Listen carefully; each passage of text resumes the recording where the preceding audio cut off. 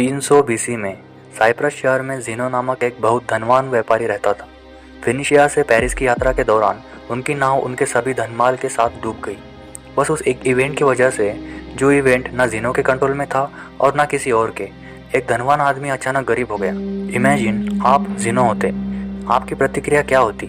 आपकी जीवन पूंजी नाले में बह रही है, उचित प्रतिक्रिया क्या होनी चाहिए? आप नाराज़ होंगे, उदास होंगे? क्या आपको लगेगा कि आपके साथ अन्याय हुआ है? अधिकांश हम सबके लिए ये प्रतिक्रिया होंगी, लेकिन ज़ीनो के लिए ये नहीं है, जो स्टोइज़म के जनक है। एक छोटा परिवर्तन अनंत काल तक रहता है और एक छोटा सा रिफ्रेमिंग माइंडसेट को बाद में ज़्यादा प्रभावशाली परिवर्तनों में बदल सकता है। स्टोइज़म की मूल डेफिनेशन एक्सेप्टेंस और इंडिफरेंस है, यानी कि अस्तित्व को स्वीकारना। सोक्रेटिस और ग्रेट फिलोसोफर की बुक पढ़ने के बाद ज़ीनो ने स्टोइज़म को बनाया और लोगों को सिखाया। ज़ीनो के मुताबिक हमारे पास इसका पूरा कंट्रोल नहीं है कि हमारे साथ क्या होगा, लेकिन वो हम पर कैसे इफ़ेक्ट करेगा इसका हमारे पास पूरा कंट्रोल है और इस कंट्रोल का हमें इफ़ेक्टिव तरीके से उपयोग करना चाहिए। गिराए गए दूध पर रोने के बजाय या जो सामान डूब गया उस पर दुख मनाने के बजाय स्थिति पर संयम बनाए रखना और उसकी दुर्दशा होने के बावजूद शांत और तटस्थ रहे।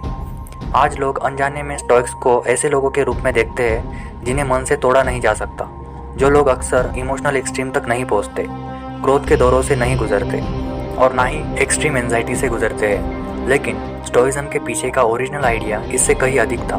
स्टोइज़म सिर्फ लोगों को अनइमोशनल डिस्क्राइब करने के लिए नहीं था, बल्कि ये जीवन को अलग नज़रिए से देखने का और जीने का तरीका है जो सदियों से चलता आ रहा है। स्टोइज़म आज की स्थितियों पर भी उसी तरह लागू किया जा सकता है जैसे वो हज़ारों साल पहले लागू किया जाता था, और इसके बेनिफिट्स आज भी उतने ही प्रभावशाली है।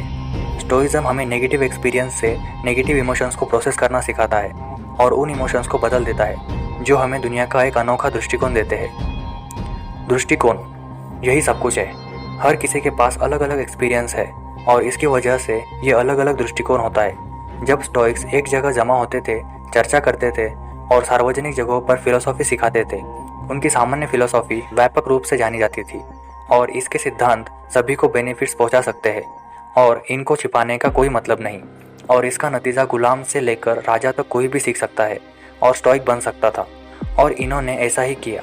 दुनिया के सबसे उल्लेखनीय स्टोइक्स एपिक्स शामिल है, जिसका अनुवाद अधिग्रहित के रूप में किया जाता है। सेनेका एक दास के रूप में स्वामित्व था। मार्स ओरेलियस एक प्रसिद्ध राजनेता था, एक रोमन सम्राट जो अब तक का सबसे शक्तिशाली व्यक्तियों में से एक था।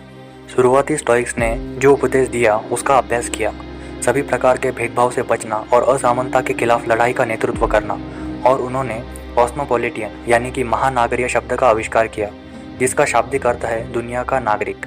जब लोग उस शब्द को सुनते हैं तो हमें न्यूयॉर्क, टोरंटो, दुबई और लंदन जैसे शहरों के बारे में सोचते हैं, क्योंकि वो कितने विविध है। यही एकता और एकजुटता का सिद्धांत है जिसका स्टोइक ने प्रचार किया। बल्कि तब भी जब स्टोइज़म इतना पॉपुलर नहीं था, महिलाओं को स्टोइक सीखने और अपनाने की अनुमति थी, तो क्यों इतने सारे लोग स्टोइज़म को जिंदगी जीने के तरीके के रूप में अपनाते हैं। घटनाओं के अनएक्सपेक्टेड मोड से भरी दुनिया में हमारे इमोशंस चीज़ों के आड़े आ सकते हैं। इन रियलिटी हम इसीलिए दुखी नहीं होते कि हमारे साथ कुछ बुरा हुआ, बल्कि इसीलिए होते हैं कि वो अनएक्सपेक्टेड था, यानी आपने जैसा सोचा था वैसा नहीं हुआ, इसलिए आप दुखी होते हो। बारिश अच्छी चीज़ है, ये हमारे पौधों को पानी देने में मदद करता है, पशुओं के लिए पानी प्रदान करता है, तापमान को ठंडा करता है। पर सच तो यह है कि जब वो काला बादल आपको बिना छाते के पकड़ लेता है तो ये कभी अच्छा अनुभव नहीं होता है। तो हम बारिश शुरू होते ही रोना क्यों नहीं शुरू कर देते, क्योंकि हालांकि स्थिति खराब है, लेकिन हमने बारिश की उम्मीद करना सीख लिया है। मतलब आप एक्सपेक्ट करते हो कि हाँ, बारिश आ सकती है और हम उसमें फंस सकते हैं, और ये ऐसा है कि जो कंट्रोल नहीं किया जा सकता। हालांकि आपका एक्सपीरियंस बेकार है, फिर भी आप इतना दुखी महसूस नहीं करते। यही स्टोइज़म हमें सिखाता है कि हमें उसी तरह उम्मीद रखनी चाहिए कि कुछ भी बुरा हो सकता है और आपको इसके लिए मानसिक रूप से तैयार होना होगा। सबसे खराब परिणाम की कल्पना करें और ये जानकर संतुष्ट रहे कि ये हो सकता है। स्टोइक प्रैक्टिसेस में से एक पॉपुलर प्रैक्टिस ये है वॉलंटरी डिस्कम्फर्ट, जो हमारे थैंकफुल फीलिंग को बढ़ाता है और आपको महसूस कराता है कि जो चीज़ें अभी आपके पास है, अगर वो नहीं रहेगी फिर भी आपकी लाइफ उतनी बुरी नहीं होगी जितना आप सोचते हो। इसे प्रैक्टिस करने के लिए आप कभी किचन के फर्श पर सोए, ऑफिस या कॉलेज जाते वक्त पब्लिक ट्रांसपोर्ट का इस्तेमाल करिए, ठंडे पानी से नहाएं। अगर आप हमेशा गर्मा गर्म खाना खाते हो तो कभी ठंडा हुआ खाना खाइए। इस प्रैक्टिसेस की वजह से आप ग्रैटिट्यूड फील करोगे उन चीज़ों के लिए जो आपके पास अभी है, और उनका सही ढंग से इस्तेमाल करके आप कामयाब हो सकते हो। या अगर आपसे कुछ चीज़ें छीन जाती है फिर भी आप उतने दुखी नहीं होंगे। इन असहज स्थितियों की वजह से हम मानसिक भविष्य के दुर्भाग्य के लिए तैयार होते हैं। हमारे पास हमेशा अगली अच्छी चीज़ होती है जो हमारे पास नहीं है। एक निश्चित तरीके से निश्चित अमाउंट कमाने में हम कभी संतुष्ट नहीं रह सकते। ये मैसेज सबसे इम्पोर्टेंट है। हम दुनिया में आते हैं, हमें कुछ पता नहीं होता। जो पेरेंट्स और दुनिया को देखकर और स्कूल में सिखाया जाता है हम वही सीखते हैं। सवाल यह है कि ये तीनों सोर्स हमें अलग अलग तरीके से सिखाते हैं। क्या हमने ये नॉलेज आत्मसात करना चाहिए? क्योंकि अगर हम करते हैं तो हम अनरियलिस्टिक एक्सपेक्टेशंस करने लगते हैं जो अनहेल्दी और डिसअपॉइंटमेंट पर एंड अप होते हैं और हम असंतुष्ट रहेंगे इन द एंड। ये जीने का तरीका नहीं है। इसके बजाय हमने खुद को बेहतर बनाने पर ध्यान देना चाहिए, सिर्फ खुद के लिए। क्योंकि अगर आप बाहरी दुनिया के लिए कार्य करोगे या कोई उम्मीद रखोगे तो आपको इन द एंड डिसअपॉइंटमेंट ही मिलेगा। कई बार हम खालीपन को बाहरी चीज़ों से भरने की कोशिश करते हैं। अपना सारा पैसा और वक्त दिखावे के लिए उपयोग करते हैं। फैंसी कार, बड़ा घर, यहाँ तक परिवार चलाने पर खर्च करना। कभी कभी हम सब इन चीज़ों के बाहरी मूल्य के लिए खर्च करते हैं। लेकिन स्टोइज्म सिखाता है कि यदि आप जीवन को इस तरह से देखते हैं तो आप अपनी खुशी बाहरी ताकतों के हाथों में रखते हैं। वो ताकतें जो हमेशा फेल हो सकती है, जैसे कार कभी ना कभी टूट जाएंगी, प्राकृतिक आपदाएं पूरे शहर को मिटा देती है। लेकिन मुफ्त की चीज़ें भी एक कीमत पर आती है, जैसे उस चीज़ के लिए लगने वाली जगह, फिजिकली और मेंटली, दोनों जगह। सेनेका ने एक बार लिखा था, learning to live with less, यानी कम के साथ जीना सीखना। ये आपके जीवन में उन चीज़ों के लिए जगह बनाएगा जो वास्तव में आपके लिए मायने रखती है। एक मानव के स्वरूप में हमारी आंतरिक खुशी को ज़्यादा मूल्य पर रखना चाहिए और कुछ भी नहीं। हमने हमेशा अपने दिमाग को ठंडा रखना चुनना चाहिए, जो हमारे लिए बेस्ट है, इसकी परवाह किए बिना कि हम क्या चाहते हैं और लाइफ हमें क्या दे रही है। At the end of the day हमारे साथ होने वाली अधिकांश चीज़ों पर हमारा कोई कंट्रोल नहीं होता, लेकिन उन चीज़ों पर हम कैसे प्रतिक्रिया करते हैं इस पर हमारा पूरा नियंत्रण होता है। ये स्टोइक के प्रिंसिपल में से एक प्रिंसिपल है। स्टोइक्स सिखाते हैं कि हमें उन चीज़ों से खुद को अलग करना चाहिए जिनको हम कंट्रोल नहीं कर सकते। खुद की वैल्यू निश्चित करने के लिए उन चीज़ों को कंसिडर करो जो हम कंट्रोल कर सकते हैं, ना कि उन चीज़ों को जो हम कंट्रोल नहीं कर सकते। अपने लक्ष्य की ओर बढ़ना एक अच्छा गुण है, लेकिन लक्ष्य की ओर बढ़ते वक्त चीज़ें आपके अनुसार ना होने पर हार मानना बेकार है। जैसे यूट्यूब वीडियो बनाना, पहले आपको आइडिया सोचना, उस पर रिसर्च करके इन्फॉर्मेशन इकट्ठी करना और स्क्रिप्ट लिखना। कई बार स्क्रिप्ट लिख के फाड़ देना और फिर से स्क्रिप्ट लिखना। वीडियो अपलोड करने के बाद यूट्यूब एल्गोरिदम पर सब कुछ छोड़ देना।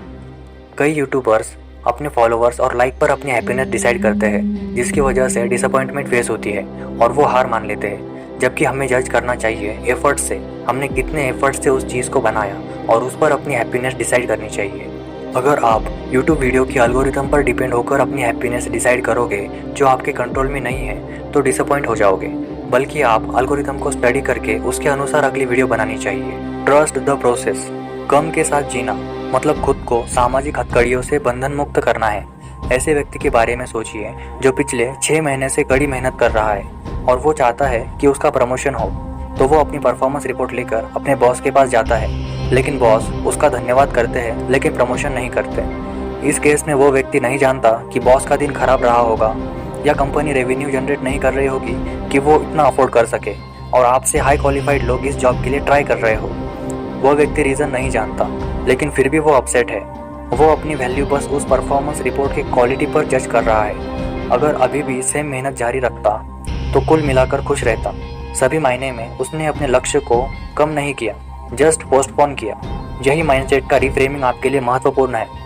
एक सच्चा स्टोइक अपने सफलता को कभी फाइनेंशियल गेन पर आधारित नहीं करता, बल्कि वो आरामदायक जीवन जी सकते हैं बिना उन चीज़ों के जो पैसों से खरीदी जा सकती है। स्टोइज्म के 4 गुण: न्याय, साहस, संयम और न्याय।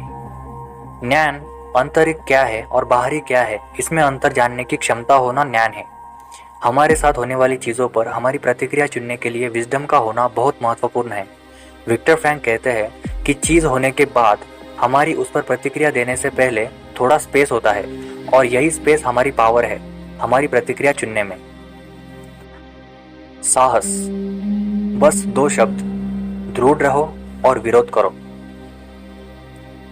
संयम, वही है जो मैंने आपको पहले कहा, डूइंग मोर विथ लेस, कम से अधिक करना। कम शब्दों में ज़्यादा बोलना। जबकि जेफ बेजोस और एलन मस्क फोर्ब्स की सूची में सबसे ऊपर लड़ रहे हैं। स्टोइक्स का मानना है कि धन की सीमा केवल वही होनी चाहिए जो आवश्यक है। न्याय, ये सबसे महत्वपूर्ण गुण है सभी गुणों में। ये निर्देश देता है कि कोई दूसरे को नुकसान न पहुंचाए, क्योंकि हम सब एक दूसरे के लिए पैदा हुए हैं, ना कि खुद के लिए। नेल्सन मंडेला बहुत प्रसिद्ध अफ्रीकन लीडर है। पूरी दुनिया में जब वो रंग भेद के खिलाफ लड़ रहे थे तब उन्हें आजीवन कारावास की सजा सुनाई गई थी। अंत में वो 27 साल तक जेल में रहे और रिहा होने के बाद उनको साउथ अफ्रीका का राष्ट्रपति चुना गया और सबने सोचा कि अब वो क्रूरता से रंग भेद करने वाले देशों पर हमले करेंगे और उसकी वजह से वो लोग भी दंडित होंगे जिनका रंग भेद से कोई लेना देना नहीं था। लेकिन निश्चित रूप से उन्होंने ऐसा नहीं किया। जेल में अपने पूरे समय में मंडेला ने मार्कस ऑरेलियस के कार्यों को पढ़ा, उनमें से बहुत कुछ सीखा। बुरे लोगों का साथ देने से बेहतर उन्होंने संयम रखा और लोगों से कहा कि हमारा पास पर अभी कुछ कंट्रोल नहीं है, हमारे लिए बेहतर यही है कि हम एक अच्छा नेशन बनाने पर लक्ष्य केंद्रित करें, और यही एक स्टोइक का तरीका है। मॉडर्न मेडिसिन में स्टोइज्म के प्रिंसिपल्स मूल रूप से उपयोग किए जाते हैं, जैसे rational emotive behaviour, logotherapy stoic के सिद्धांतों पर आधारित है। RPTO प्रोसीजर, दिमाग में चल रहे नेगेटिव थॉट्स को लॉजिकल रीजनिंग से सॉल्व किया जा सकता है, और जब आप उनको अपने दिमाग से निकाल दें तब हम उनको रिप्लेस कर सकते हैं ज़्यादा प्रोडक्टिव और अच्छे बिलीव से। लोगोथेरेपी ये मूल रूप से आधारित है, मनुष्य उद्देश्यों से संचालित होते हैं इस सिद्धांत पर। कठिन से कठिन परिस्थितियों में भी हम सरलता से अपने जीवन का अर्थ जान सकते हैं और खुशियों से भर सकते हैं। ये आसान है, जैसे हमने कहा, ये एक प्रोसेस है जिसमें हमें हमारी सोच को रिवायर करने की ज़रूरत है। खुद की वैल्यू उन चीज़ों पर फिक्स कर सकते हैं जिन चीज़ों को हम कंट्रोल कर सकते हैं, ना कि उन चीज़ों को जिन्हें हम कंट्रोल नहीं कर सकते। ये जीवन को ज़्यादा इजी और हैप्पी बनाता है। स्टोइज्म हमें जीवन में आ रहे मुश्किलों में काम और पीसफुल रहना सिखाता है, क्योंकि हमेशा याद रखिए, हर चीज़ का अंत है। Everything has an and.